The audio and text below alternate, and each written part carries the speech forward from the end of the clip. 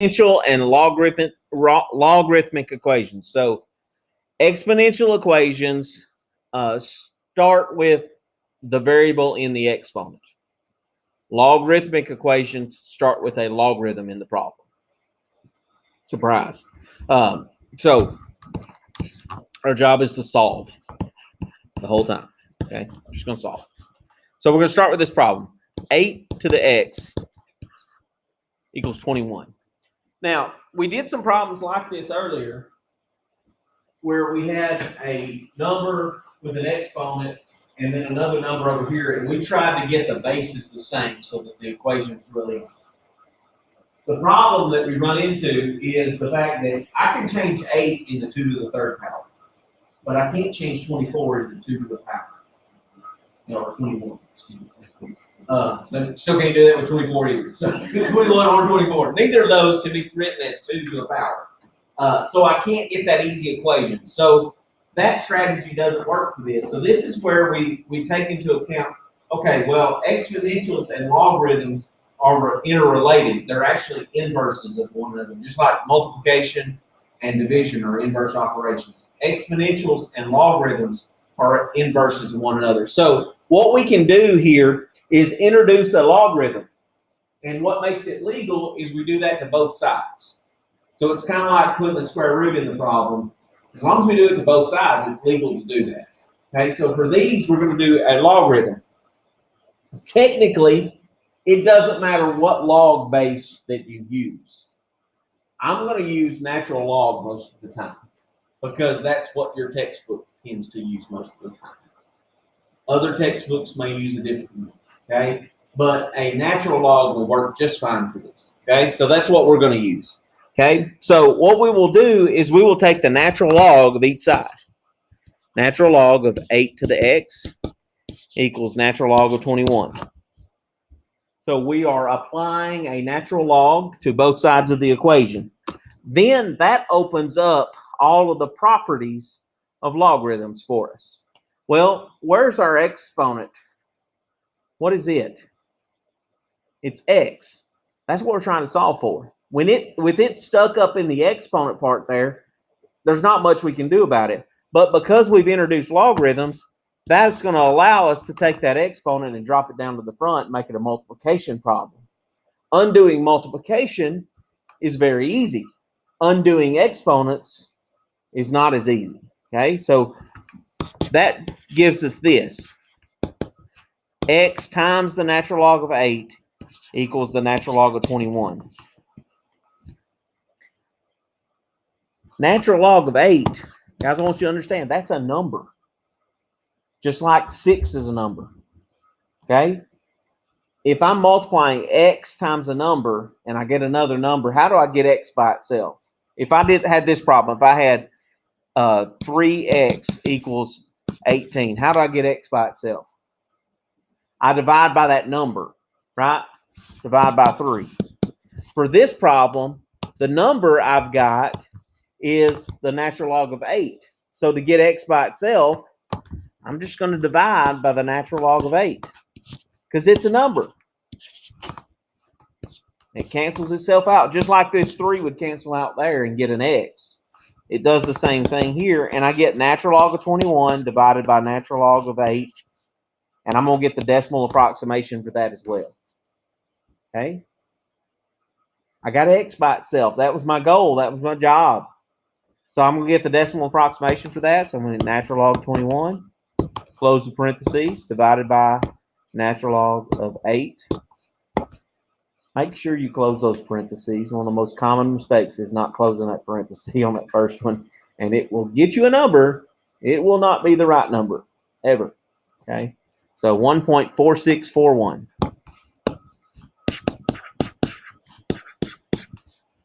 Going 4 decimal places, just because that's what we were doing earlier. Okay? Exact answer is natural log of 21 over natural log of 8. The decimal approximation is that 1.4641. Okay? Not crazy difficult there. Okay? Let's look at example B. 11 to the x is equal to 32. Very similar problem. Not trying to trick you or anything here.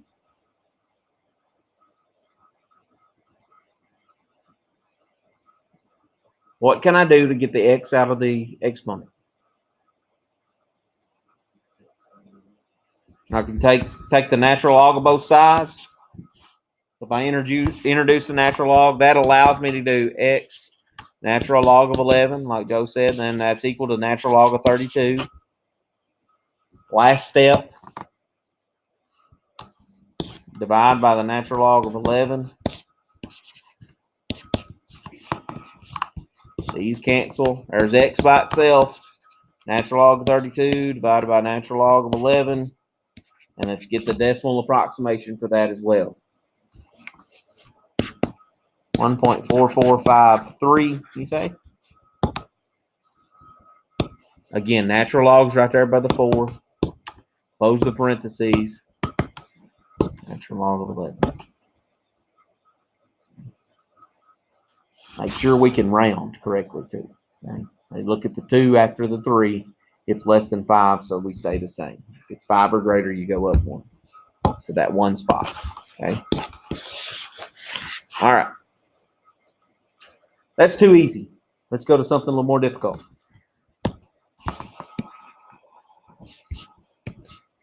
I know y'all are bored. So that's 5 to the 2x minus 3 equals 8 to the x plus 1. Woo-wee.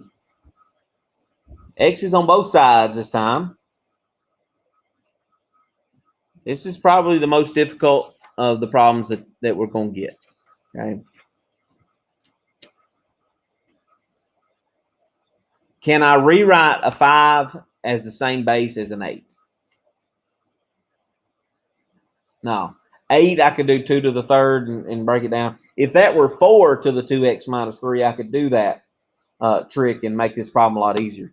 But because it's a 5 and an 8, they don't jihad. They don't work together real well. Okay? So we take the natural log of both sides. And that's going to get us natural log of 5 times 2x minus 3 equals natural log of 8.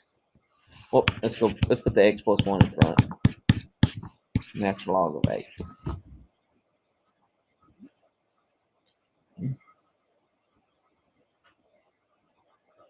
I got x in 2 different spots. What? That's not fun. Maybe I can do some work to get x's on the same side. I can't. It's multiplied by something first. It's multiplied times natural log of 8.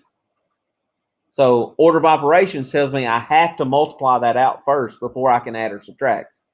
All right, because remember, order of operations still sets all the rules. So we gotta follow those. So I'm gonna distribute the natural log of 5 to both of those terms and the natural log of 8 to both of those. So that's going to be 2x natural log of 5 minus 3 natural log of 5. And this is going to be x natural log of 8 plus 1 natural log of 8. And I'm going to erase that 1 because you don't need it. Now, which pieces have x's? This piece and this piece. They need to be on the same side. If they're on the same side, then I can get x by itself. So that means I need to move things that don't have x's. So I'm going to move this 3 natural log of 5 by addition. And I'm going to move this x natural log of 8 by subtraction. That's canceling out. This is canceling out. So that's going to give me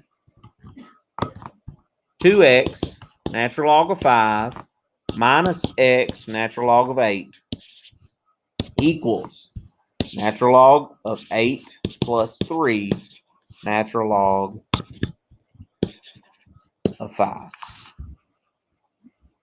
This side over here is just a number because there's no x's in there anymore. So natural log of 8, that's a number. 1 point something. 3 natural log of 5. The natural log of 5 would be like 2 point something times 3 is going to be 6-ish. We'll get that decimal in a little while. I'm going to get it to the end. Because if we get it now and then round it, we're going to use a rounded value, and that's going to mess us up. We don't want to round it very easy. So we're going to leave it this. But understand that this whole thing over here is just a number. Okay? Now, here's the trick to this type of problem. What do both of these pieces have? Both have x's. And what did we learn about in 100 and 110? That if both of them had something, you could do what? Sometimes, but this one, because one's got a natural log of 5 and the other's got a natural log of 8, we can't combine. What's the opposite of combining? Separating by using what tool? Starts with an F. In factoring, they both have a GCF of x. They both got x. So I can factor an x out of those. And that will get me 2 natural log of 5 minus natural log of 8 equals natural log of 8 plus 3 natural log of 5. Now, what do we know about this stuff in parentheses here? What is it? It's the same thing as this. It's a number, right? It's a different number, but it's a number, right? The stuff in parentheses doesn't have a variable anymore. 2 natural log of 5 is a number. We can figure it out on the calculator. Natural log of 8 is still a number. We can figure that out on the calculator and then subtract those, and we get a decimal. Well, how can I get x by itself? If it's x times a number, how do I get x by itself? Divide by that number. That number is this big long 2 natural log of 5 minus natural log of 8. 2 natural log of 5 minus natural log of 8. There is x.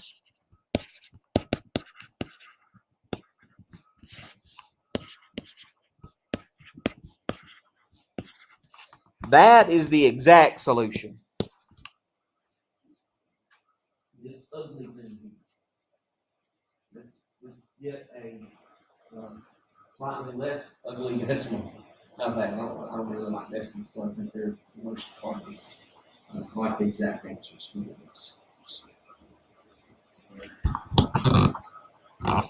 All right, so be careful when you type that in. Parentheses, natural log of 8, close parentheses, plus 3 natural log of 5, close both sets of parentheses. So that's the numerator of that problem. Make sure I wrote that right. And then the denominator, we need to put in parentheses as well. So we do divided by parentheses 2 natural log of 5 minus natural log of 8. And then close both sets of parentheses there. And I got 6.0624 out of that. Parentheses are muy importante on that. Very important that you put the parentheses in there around the top, around the bottom.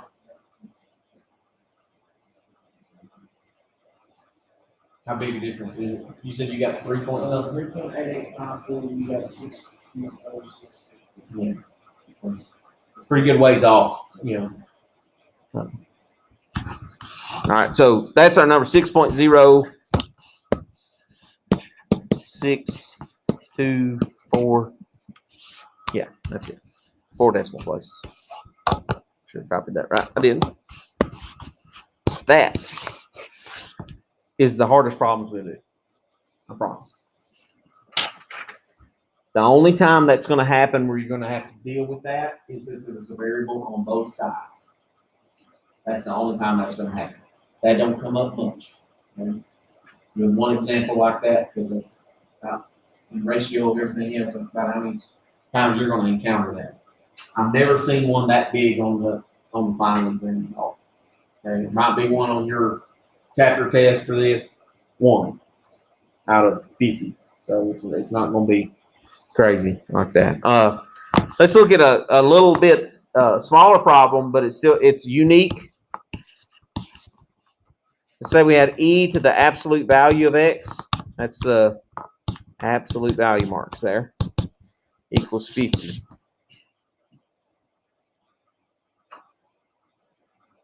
Now, that's e as in the exponential number to the absolute value of x is equal to 50. Okay, the variable is still in the exponent. So we know this is an exponential equation, and in order to solve an exponential, we're going to use a log. So we're going to use the natural log again. It's going to work better on this one because the base e. If I take the natural log of both sides, natural log of 50 is a number. Natural log of e cancels out. If you look on your properties sheet, down there at the bottom, at where it says log of the base, natural log of the e equals 1. So what happens when you take the natural log of e is it cancels itself out. And we get just absolute value of x. So this comes back to what we've done way back, I think it was maybe first or second class meeting. Second time we met. So January the 28th, we did this absolute value equations. When you do absolute value equations, you got to set up two different equations to do out of that. So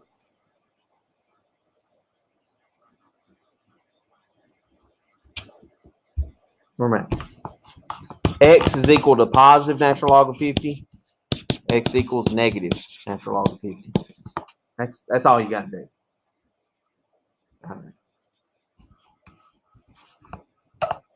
So what's the natural log of 50? Natural log of 50?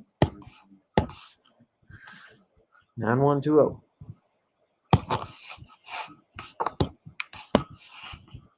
X equals positive 3.9120. X equals negative 3.9120.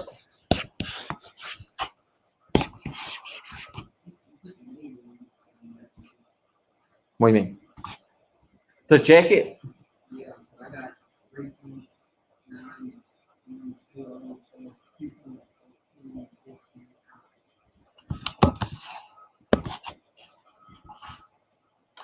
When you type that in, hit negative natural log of 50,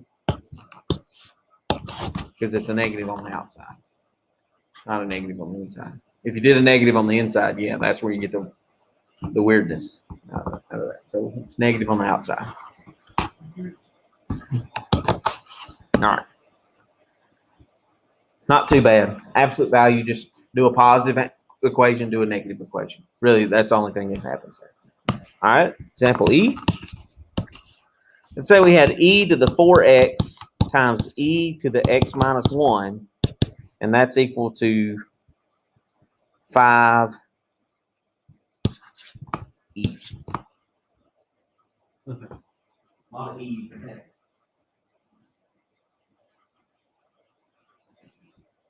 What do we know about the left-hand side? It's got exponents and we're multiplying the same base. What's the rule? I can add them. What's 4x plus x plus 1? Or x minus 1, excuse me. 5x minus 1. So this is e to the 5x minus 1. It's equal to 5e. So we've simplified it a little bit, made this a little smaller, which is a good thing. Anytime you can do that, you want to try to. Now, how can I get rid of the e's? Natural log. So I'm taking the natural log of both sides. On the left-hand side, they just cancel each other out. I get 5x minus 1. On the right-hand side, it's not quite so nice because I've got natural log of 5 times e.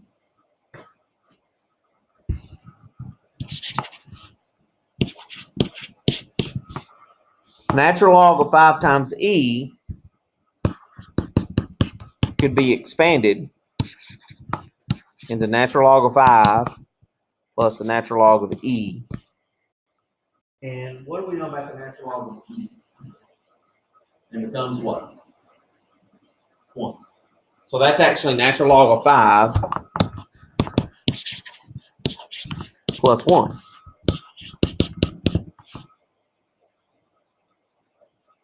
Now, what's my job when I'm solving an equation? Get what by itself? X. So what do I need to do to get x by itself? Add 1. What do I add 1 to? This like term over there, right? So it's got 5x is now equal to natural log of 5 plus 6. One last step. What's 2? Yeah, sorry. Where did I come up with 6? I don't know. Divide everything by 5. That'd be natural log of 5 over 5 plus 2 over 5. Nothing really simplifies there, so I just got to get the decimal approximation for that. So natural log 5, close parentheses, divided by 5, plus 2 divided by 5. 0.722 or 219. That's it. Going 4 decimal places, not 3. 0.7219.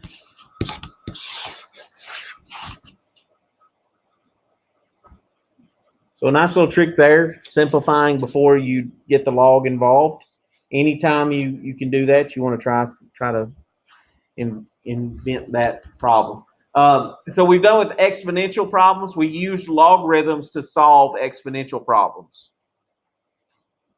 The next thing is logarithmic problems. What do you think we're going to use to solve logarithms? Exponentials. We're going to exponentiate to solve logarithms. Okay, so natural log of x.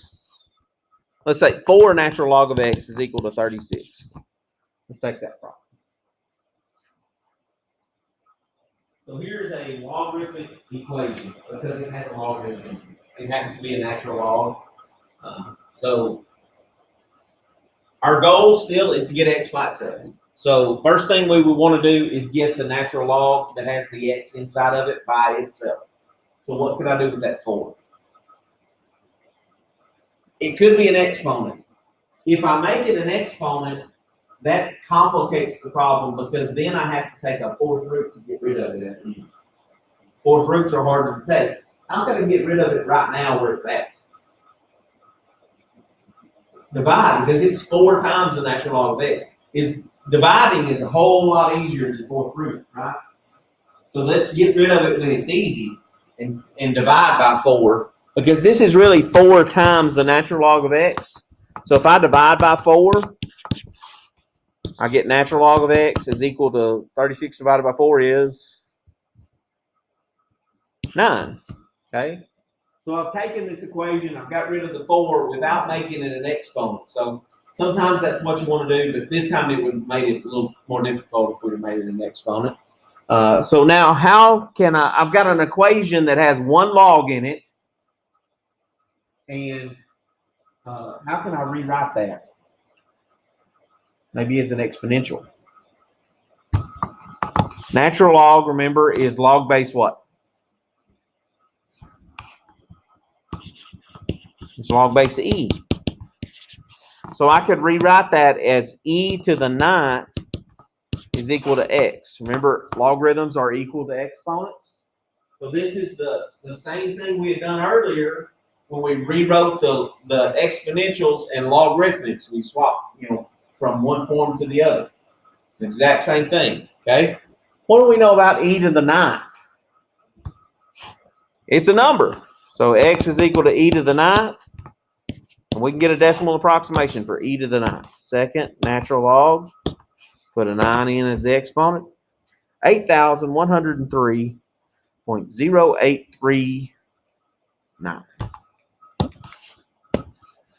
8,103.0839. 4 decimal places. 8,103. We solve for x there. I got an exact answer and a decimal approximation. So rewriting, because it was a single log, a log on one side, we were able to rewrite it as an exponential. That's the key strategy there. Okay, a log on one side we can rewrite as an exponential. Okay.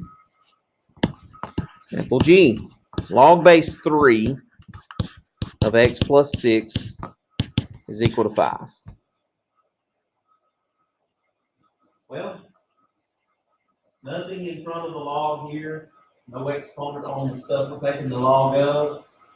Not really anything we can do. We have an addition inside of the log, but we don't have a property for that. If this was multiplication inside of there, we might have to expand it. I don't think that helps us very much.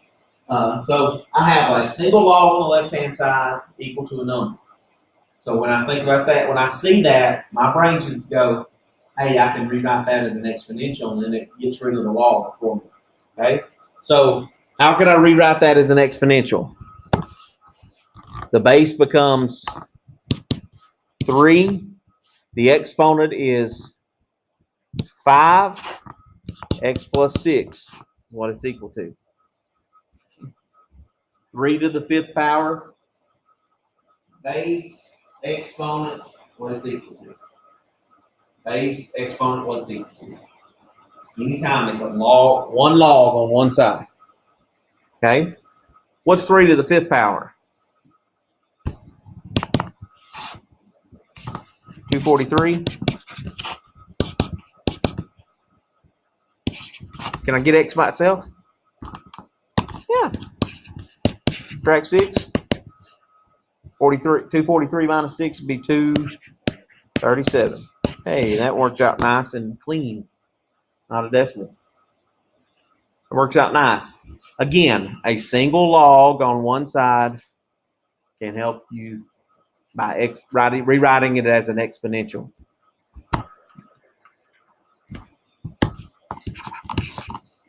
H, log base 2 of x plus 4 squared is equal to 24.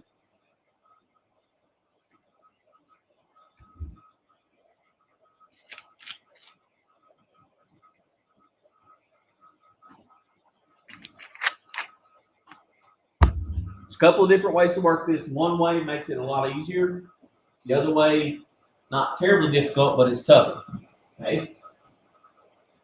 Is there any log property that I can use that's going to simplify the process here?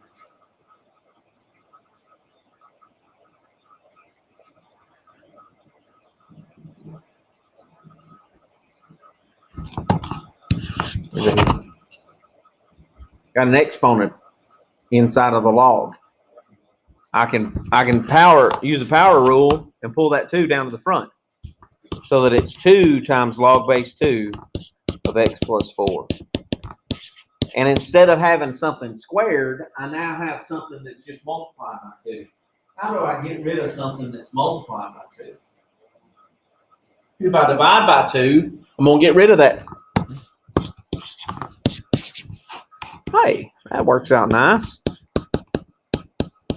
Because 24 is divisible by 2, it's 12. So I've taken this problem and instead of having an exponent in it now, I got rid of that. Now I've just got a log base 2 of some stuff is equal to a number. I got a single log on one side. So rewrite it as an exponential. What's the exponential equation? X plus 4 equals 2 to the 12th power. And everybody knows that 2 to the 12th power is 4,096. Right? No.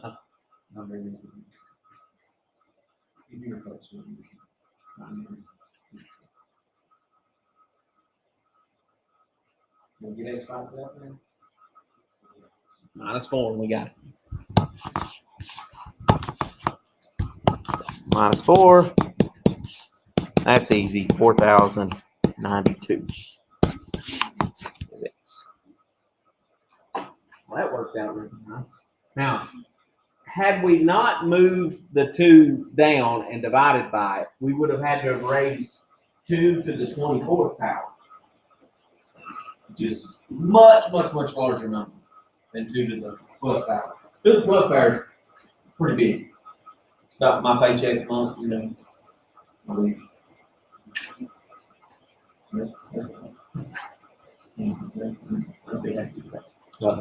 Not that. Maybe you guys might not.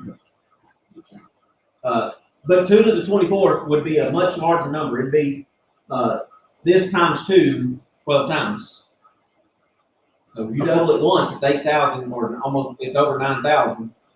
Double it again, that's 18,000. Double it again, it gets big really fast.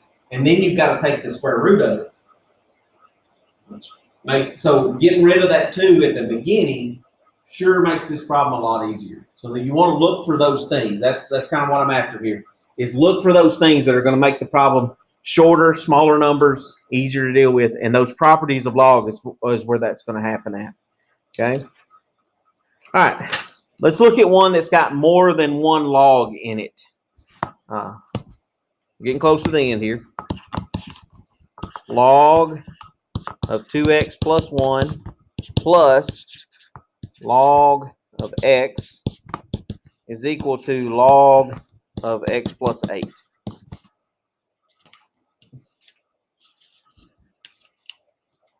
So lots of log-based what's? Okay. Now, anytime you look at an equation and it has more than one logarithm on the same side, you need to combine it so that it simplifies the problem. We have rules for doing that, those properties that we talked about. So we're thinking condense the left side because it's got more than one logarithm. It's addition, so it's going to turn into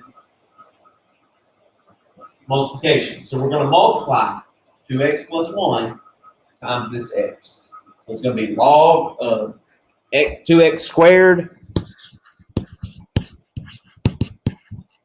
plus 1x.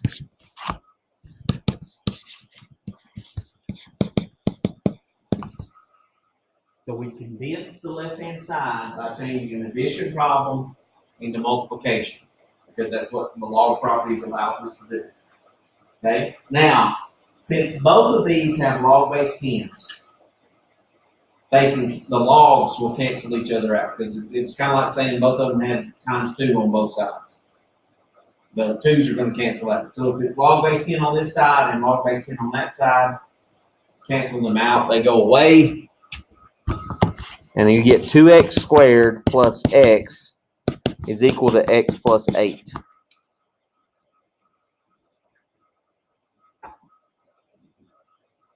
And we have an equation to solve. We want to get x by itself, right? Or what is it?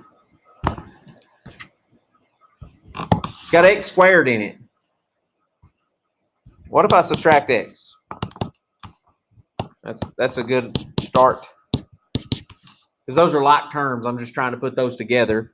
They happen to cancel each other out. And I get 2x squared is equal to 8.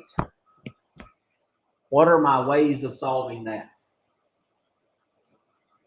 Okay, what do I got to do before I can take the square root? I got to divide by 2 first.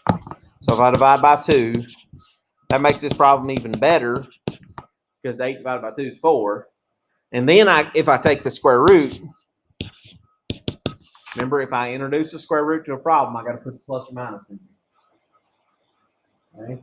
So I get plus or minus 2. I get x equals positive 2 and x equals negative 2, because those are the square roots of 4. Here's the catch. I've got to go back and check that in the original. Okay? Okay, so if I plug in a positive 2 into the original problem, does it work? 2 times 2 is 4, plus 1 is 5. So that's taking the log of a positive number. That's legal. Log base 10 of 2 works. So if I do that, I'm going to log of 5 plus log of 2. Does that equal log base 10 of 10? Because 2 plus 8 is 10. It does. That one works. If I plug in a negative 2, That would be log of 2 times negative 2 plus 1. If I just do that part, I get this I thing here. That's not real. That's a complex solution. So that means that doesn't work. We don't want complex solutions. We throw that one out. That's what's called an extraneous solution. So we throw this one away. X equals 2 is the only answer that works for this problem. Okay? You cannot take the log of a negative number. Okay? That's what you've got to look for. So if you plug one of those in and it gets like log base 2 of any negative, you know that answer doesn't work. Okay. You won't always throw away the negative number. Most of the time you do, but not always. There's enough times that you don't throw it away that you need to check them. That's the only way really to tell that. All right, let's look at another one. Maybe that takes some log properties to work with. Log base 3 of 4x plus 1 minus log base 3 of x plus 1 is equal to negative 3.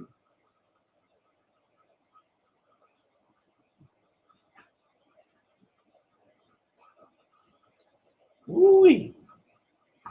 Got subtraction on that left side. Got 2 logs. It's both log base 3. But we don't have any log bases on the right-hand side. Can I condense the left-hand side? How? Log base 3. What does subtraction turn into? Division. So I'm going to have a big fraction there. What's on top? 4x plus 1 on the bottom. X plus 1. That's still equal to negative 3. So I've condensed the left-hand side into a single log. Now I have a single log on one side and a number on the other. What's the strategy when that happens?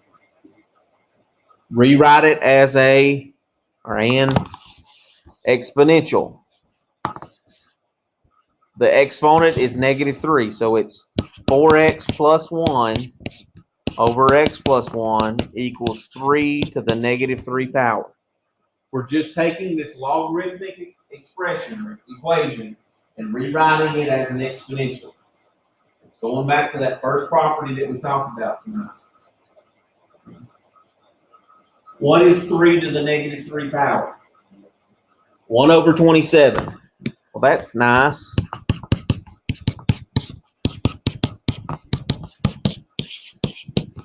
How do you solve such a problem as that? The fraction on both sides. Multiply by what?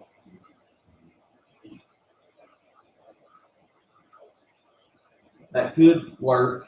It ends up not getting rid of the x in the bottom. I remember doing proportions, cross multiplying, bottom times top, bottom times top. 27 times the top part, 1 times the bottom part. One side is 27 parentheses 4x plus 1.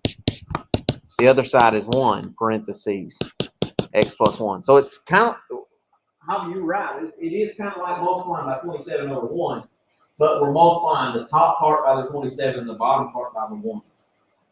Okay? And then that sets up, it doesn't matter which side you put 27 times 4x plus 1 on, or which side you put that on, it doesn't matter. It works the same way. And then we're going to distribute. 27 times 4, the 80 plus 28 is 108, plus 27 equals x plus 1. Well, that's easy. 1 times x plus 1, I got that. 27 times 4, make sure I'm right there. 27. And then solve it for x. Get x by itself. So I'm going to subtract x here. 107x. I'm going to subtract 27 from 1. 107x equals negative 26. Divide by 107.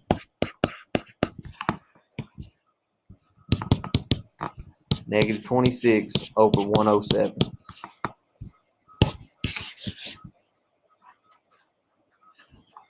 I need to check that to make sure it doesn't give me a negative inside of my logarithm. So I'm just going to take 4 times negative 26 over 107 and then plus 1.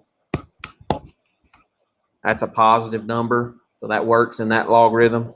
I know that negative 26 over 107 is a small fraction, so it plus 1 is still going to be positive as well for the other logarithm, so it works there. So that does check, so we're going to keep that answer. I checked it to make sure it did work, and it does. Okay. So got to check those to make sure they work. All right, let's look at one more logarithmic equation, and then we got an application problem, and we're out of here, okay? Log base 2 of 2x minus 5 plus log base 2 of x minus 3 is equal to 3.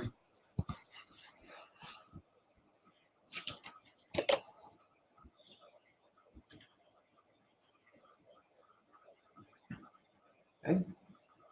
Can I condense that left-hand side? Yeah, it's the same log base. It's addition between them, so I'm going to condense it using what operation? Multiplication. So I'm going to multiply. So I got log base 2 of 2x minus 5 times x minus 3.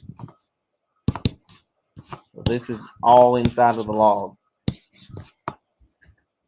So when I multiply that together, it's going to give me 2x squared minus 6x minus 5x plus 15. And I'm going to simplify that to be 2x squared minus 11x plus 15. So log base 2 of that is equal to 3.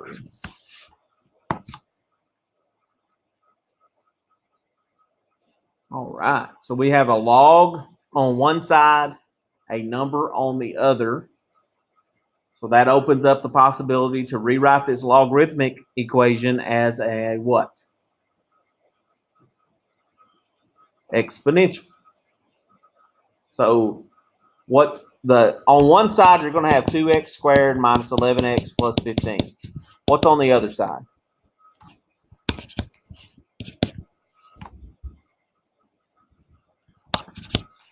Say it again.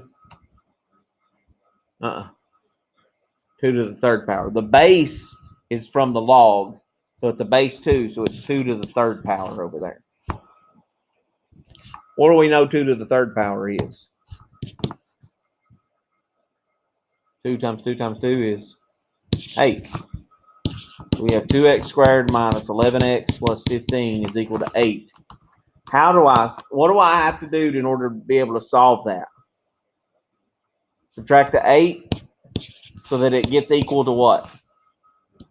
0. 2x squared minus 11x plus 7 is equal to 0.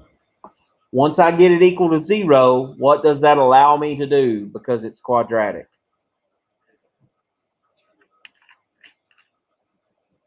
That formula, that quadratic formula. It's either factoring or that.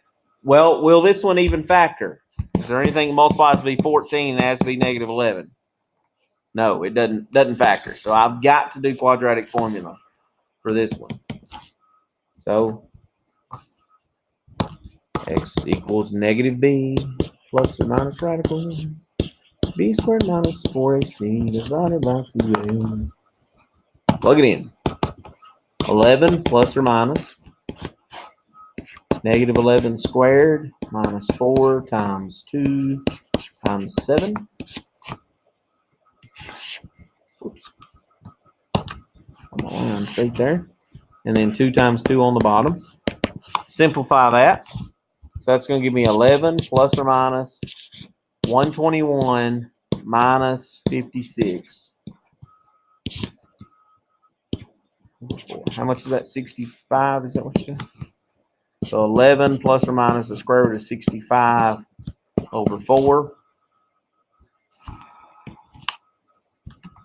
So two answers, 11 plus the square root of 65 over 4, and x equals 11 minus the square root of 65 over 4.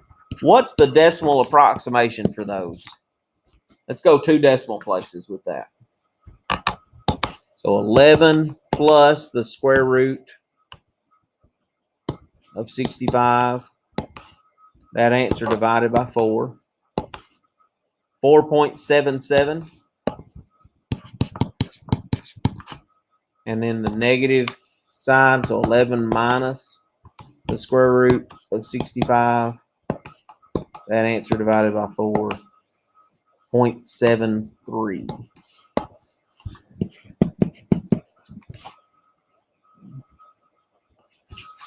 These are our possible answers. I have to check those. I think I'll be okay if I check the decimal approximation instead of typing in that big ugly thing there. That'll get me a good idea here. So if I type in 4.77, so calculator 2 times 4.77 minus 5, that's a positive number. So I can take the log of that. That works. If I do that with the 4.77 minus 3, that's the other logarithm. It's positive. It works. If I do the same work with the 0.73,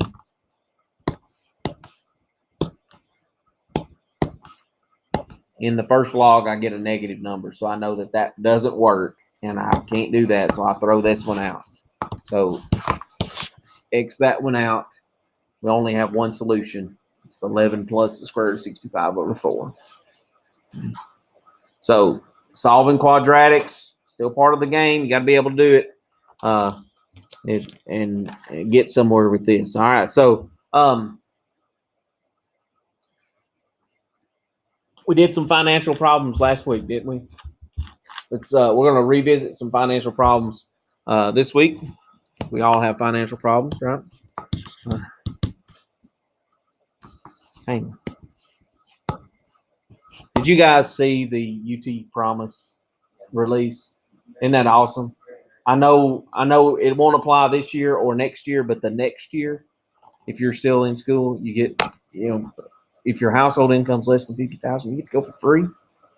Now, of course, you got to meet all these other requirements, but hoops to jump through to get free college. That's pretty good. That's pretty awesome. I'm excited about that. I'm excited. I know Dr. Deere is pretty excited about it. She sent us all a text and said share that on social media like crazy. So we're excited about that. So that's going to be good for you.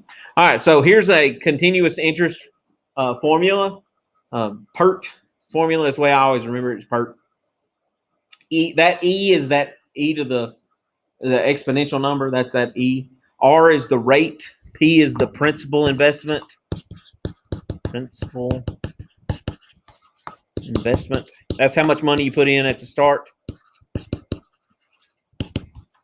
R is your rate. T is time in years. Same as before. Let's say we invest 3% interest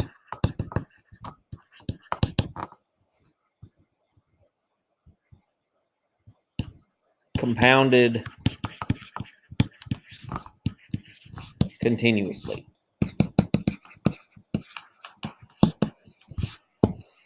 When it says compounded continuously, we know that's the PERT formula. That's how you know to use that formula. If it says compounded quarterly, you know to use the other formula that we used last week. I will give you that formula for the test next week. Don't let me forget to write it on the board for you. Okay, the formulas for the test next week. I'll give you that. So make sure I remember to write those on the board. All right, so compounded continuously. How long does it take to double any investment?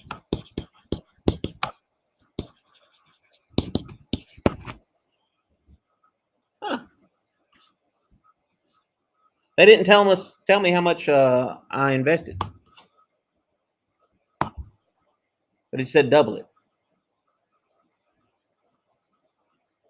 What do I do? Here's the great thing about this. It takes just as long to double $1 as it does to double $1,000. But the math is easier for which one? $1. Okay, so let's set up the equation. A equals P e to the RT for doubling $1. So if our principal is $1, our account worth at the end of the time is going to be how much? $2. Our interest rate is 3%, so that's 0.03. We are trying to find the t out of this. We're trying to find the exponent, the variables in the exponent. So that's where this solving equation stuff came from. Okay, so technically, if I divide by 1, I get 2 equals e to the 0.03t. And then how do I get rid of that e?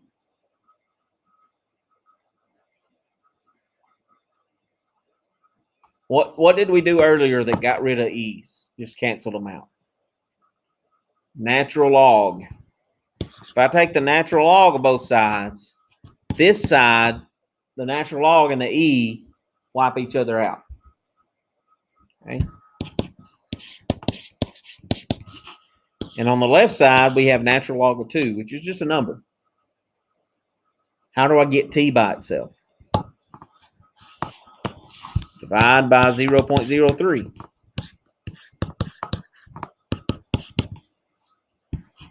Natural log of 2 over 0.03. We need to figure that out. We need to know what that is in years. Natural log 2 divided by 0.03. 23 years. 23.1 years to double an investment.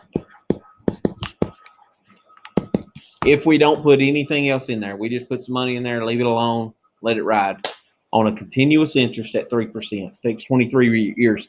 Whether we put $1 in there or $20,000 in there, it takes it 23 years to double on that particular account. If they ask you to triple an investment, what changes about your setup? Where's the 3 go? Where that 2's at? The A. They ask you to quadruple it, put a 4 there. It's that easy to figure out. All right. Simple idea there. All right. Problems that you might work on 4.3, 1 through 99 in the book there. 4.4, 1 through 97, 4.5, 1 through 105, and then 4.6, which is still solving the equations 1 through 51. Okay, so things going on this week.